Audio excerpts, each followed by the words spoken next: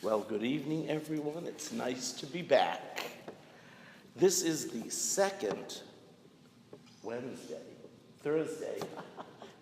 Thursday of the month, and our September's theme is Service to the World, which is part of the Centers for Spiritual Living's Global Vision. And the topic for this week is that we see our community as being meaningfully involved with service to the world. And the topic of my talk this evening is service in the world. Service in the world. When I hear of this, I first think of myself. I first think of me. Now, some people might think when we first think of ourselves that is a selfish thing to do. And I beg to differ with anyone who might think that. Because before I can even contemplate being of service to the world, I have to do some major inner work and check in with myself. I need to go within and check me in relationship to my energy, to my state of consciousness. I need to check my alignment with the divine. Where do I stand in that? And I also need to check my reasons for doing service. You see, I have to come from a full cup before I can do anything for anyone else, so that I can serve in any capacity, so that I can serve and reach my maximum potential as a server. So you see, it's not selfish to get my house in order first and think of me before I share me and my service with the world, be it a single person, be it a community, or be it with a large group of people. So serving myself first before I serve the world is a very key thing for sustainable change and for sustainable difference. So nurture yourself, love yourself, come from a place of being rooted in your divine nature. Once you have that, then go out and serve the world. Remember, you cannot truly serve effectively if you're coming from a cup that is anything but full. Yeah, you can serve, but your effect will not be as strong as it would be as if your cup was full. So when I think of filling my cup and being full and all having that energy, what comes to mind for me is the Daytona 500 race. And I think of myself as a race car. So I like to look at all the other race cars in that race. Each car is full of gas. Each car has new tires. Each car is tuned up for maximum potential and effort for that race. You know, think of how the motors rev up and they build the horsepower and then they're let loose to do their thing. So I'm thinking of me as a race car. I think of me as a race car. I can do that. I can do that. But what do you think? What do you think happens for those race cars to stay in top shape, to stay in tune, to have their full gas, to have their new tires during the race? What happens during the race? What actually happens? Thank you. I got to think of that word for 2 days. Pit stops. They make pit stops. They really do. And they do this quickly. But they go into a pit. They have all of these mechanics and whatever you call these technicians quickly changing the tires, slapping new tires on, filling it with gas, checking anything that needs to be rechecked so that car can be tuned up. Well, We don't have pit stops because we're not cars. What do we have that tunes us up? What do we have that keeps us in alignment with the divine? Practices, spiritual practices, yes. Spiritual practices to the human is like a pit stop to a race car. Spiritual practices tune our engines up. Spiritual practices fill our tanks. Spiritual practices helps us to always be in alignment with the divine. And when we are in alignment with the divine, that's when we reach our maximum potential. That's when we reach our maximum potential. So I invite each and every one of you to select daily spiritual practices that resonate with you so that you can tune up your motor, so that you can fill your tank daily, and so that you can stay rooted and grounded in the truth of your nature, which is the truth of the divine. Now, there are many practices that we learn here at CSL Greater Boston. Let's name a few. Just name them out. Prayer. Meditation. Affirmations. Readings. Visionings. Journaling. These are all tools that we use to help us stay in alignment, because that's the bottom line. Staying in alignment with the divine, thus knowing what our nature is. Okay? So, those are some of the practices that we learn here at the center. As I've said many times, we have, I think, a great daily spiritual practice. Before we get up, we used to, okay, we change our spiritual practices as time goes on, because some things resonate at times when others don't, etc. But remember when we used to say 3 things before we got out of bed that we were grateful for? Before our feet hit the floor, we would just say out loud 3 things we were grateful for. Then our feet would hit the floor. Then at breakfast, we do spiritual readings, the Daily Word, Science of Mind magazine, 365, and that little blue book which is called? Thank you, Creative Ideas. It always goes out of my mind. And those are the practices that we do, and we're still home in the morning. Then as the day goes on, as it might be needed, because you know that life takes you out of alignment at times, that sense of being out of alignment, I'll pause and breathe in many times during the day. I'll say an affirmation to myself that registers, but stopping and pausing during the day is very important. And if I'm able to at times meditate during the day, I like to do that. So I want to be that highly tuned up race car for maximum potential in the service that I do for everyone. Now, what motivates one to be in service to others? To me, I think it's like one word. Grace. Grace? That wasn't the word, but that's a good word. Thank you. That's not my word of choice, but it begins with L. Thank you. To me, it is love that motivates me to be in service, for the world. Now, the Buddhists define love as wanting others to be happy. That is the Buddhist definition of love. And this love that they're talking about is unconditional love. And that requires a lot of courage and acceptance, including self-acceptance. We want people to be happy without any strings attached to it. We want people to be happy without any expectations of what these people will do for us or how they'll make us feel. My friends, that is called unconditional love. So you have unconditional love versus conditional love, okay? Unconditional, no expectations, no strings attached, versus conditional love.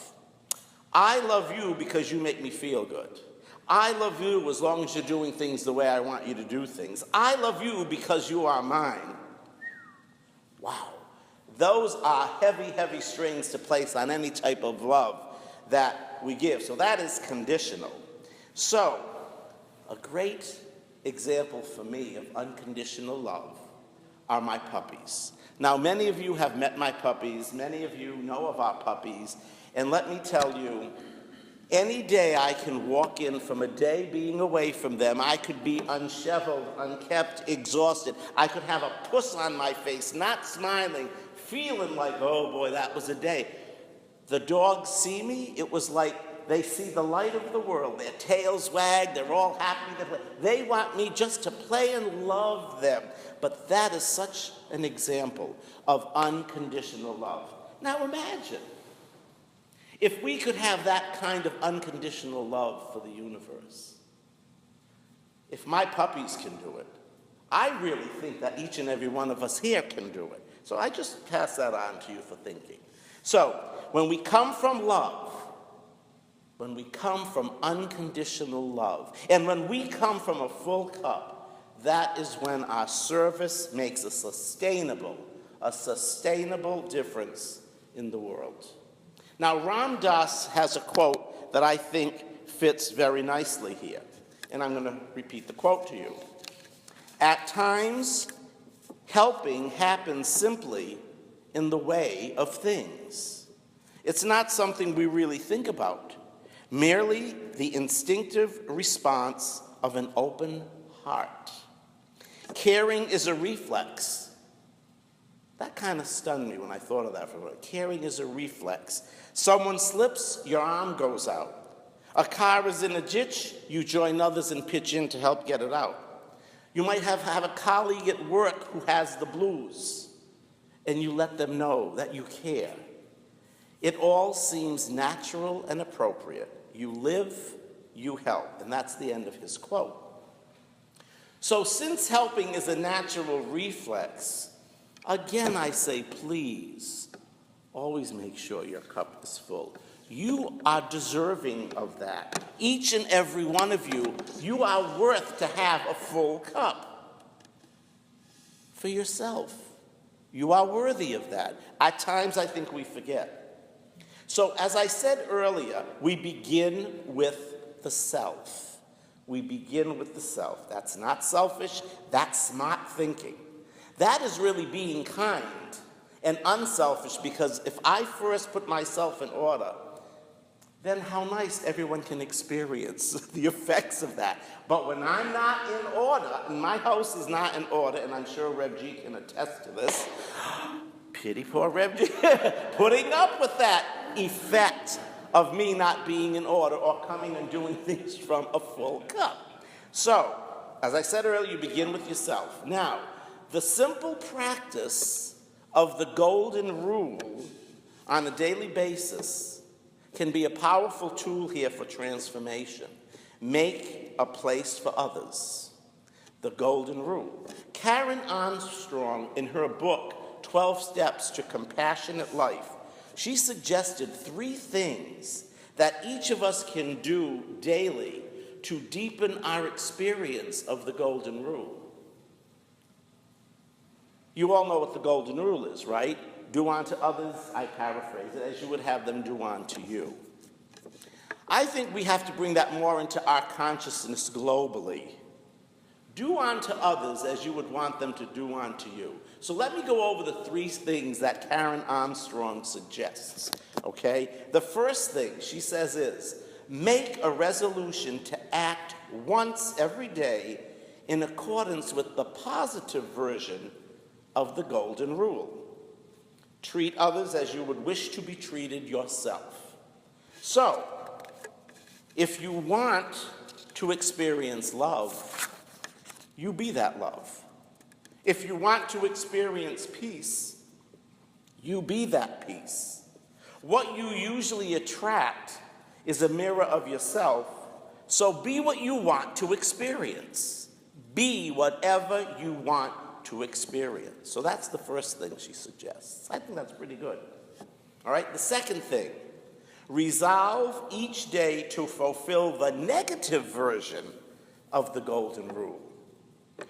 Do not do to others what you would not like them to do to you.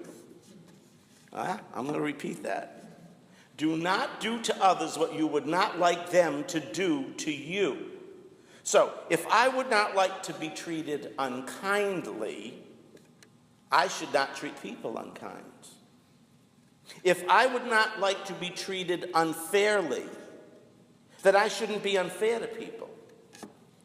If I would not like to experience unbalance and disharmony in my life, I should not project unbalance and disharmony to others.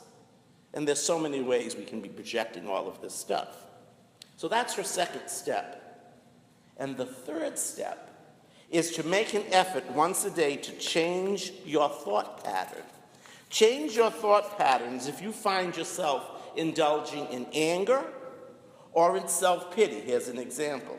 So try to channel all that negative energy into a more kindly direction. So whenever you might feel anger, I suggest you try and inject the love into that equation. Remember, love fixes everything. It really does. It really does. If you're experiencing a time of self-pity, I invite you to come up with some affirmations that will lift you out of that state of being in self-pity. Affirmations really do work. So I suggest that's what you do. So can you see by using those three tools that she kind of suggested that they can aid in your transformation? I think so, and I invite you to think about that. They're very simple tools to do. It's a yoga practice. It's a mental yoga practice. The minute you catch yourself in a negative thought, To change it. to a positive. Yeah, so that's a yoga practice. Perfect, beautiful. Thank you for sharing that. So once you know by checking in with yourself that you are coming from that full cup, and once you know that you are doing your daily practices, your daily spiritual practices, and that you are grounded in who and whose you are, then I suggest to find a way to serve. So you be that race car that is working at maximum potential so that you can make a sustainable difference in the world. That you service lifts the vibration of humankind. So find a need and fill it. Find a need and fill it. I also invite you to join or create a community of compassionate action. And when one does this compassionate action, something deeper happens to the individual or individuals. When we reach out in support of another, to a cause, or to a community, something really deep happens to those people reaching out. And I'm going to share with you my story of something that I did in the 1980s, was about me reaching out. And you know, I had no idea about science of mind in the 1980s, and I always thought like my life wasn't the greatest because of where I was. But you know what? I was practicing unconditional love without realizing it from what I did when I look back in reflection.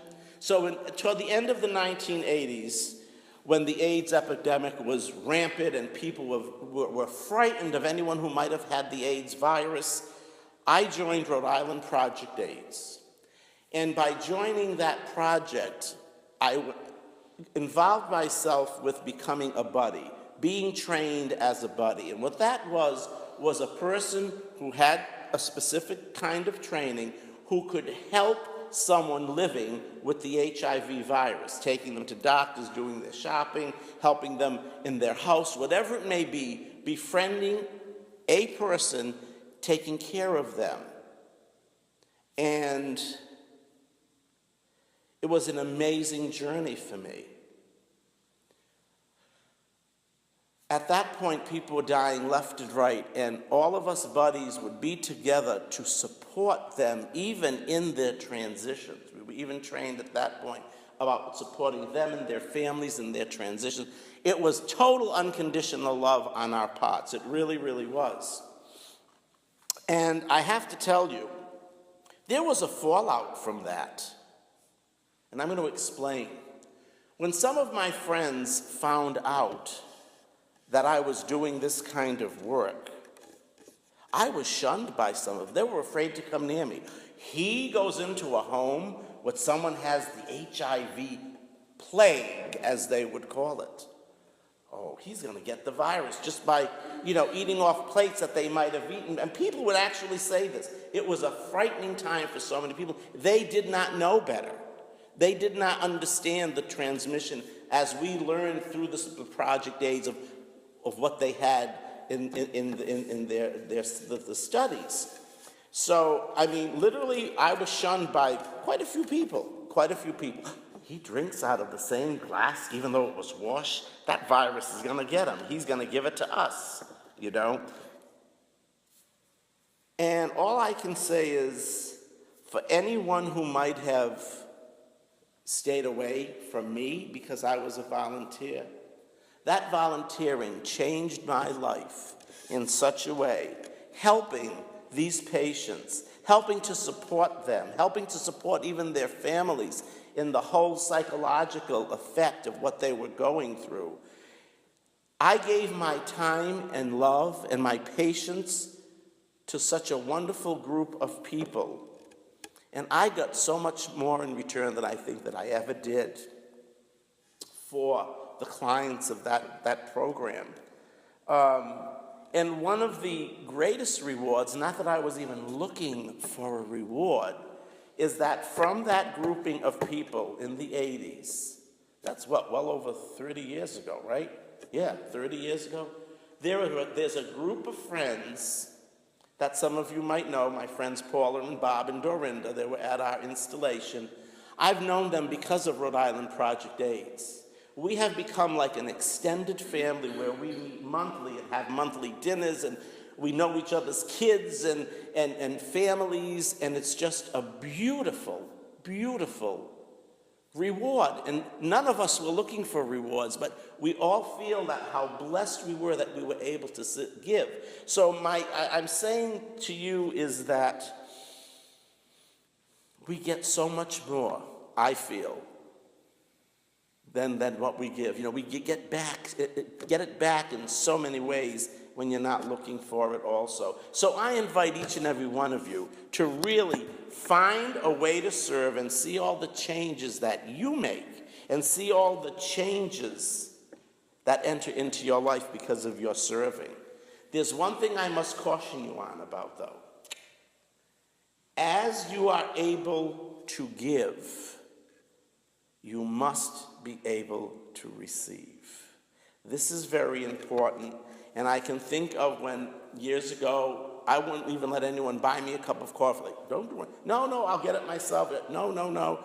And our dear mentor, Reverend Matt, pulled me aside once and said to me, because he knew me well, Ed, you don't have the right to steal the joy of someone doing something for you. Think of when you give in your service, you get a joy from that. Don't take that away from someone who wants to do something for you. You don't have that right to ruin that joy. You need to learn to receive. You can't always be giving. Learn to receive, because the people who are giving to you are going to receive a joy just like the joy you get when you can do unto others. So that's a very important thing, because many people forget that.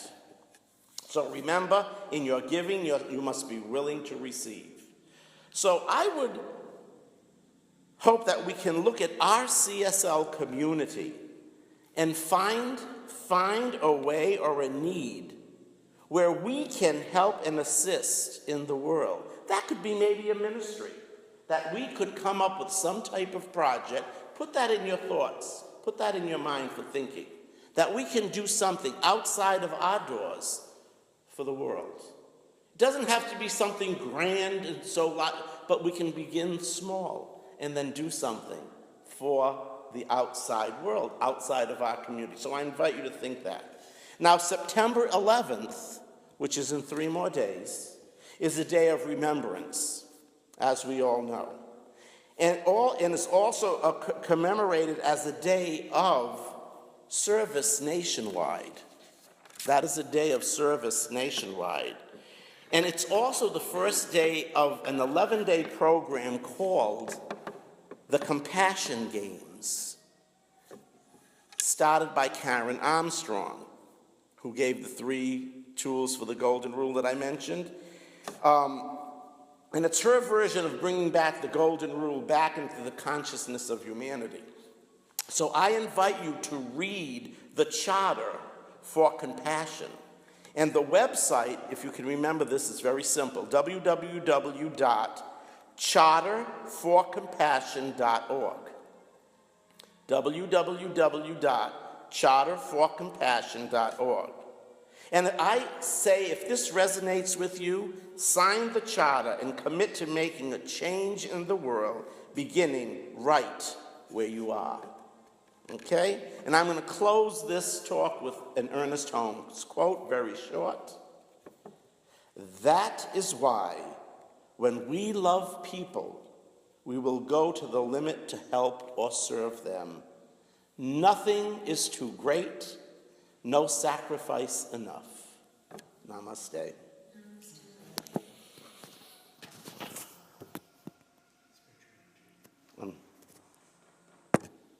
Please join me for spiritual mind treatment.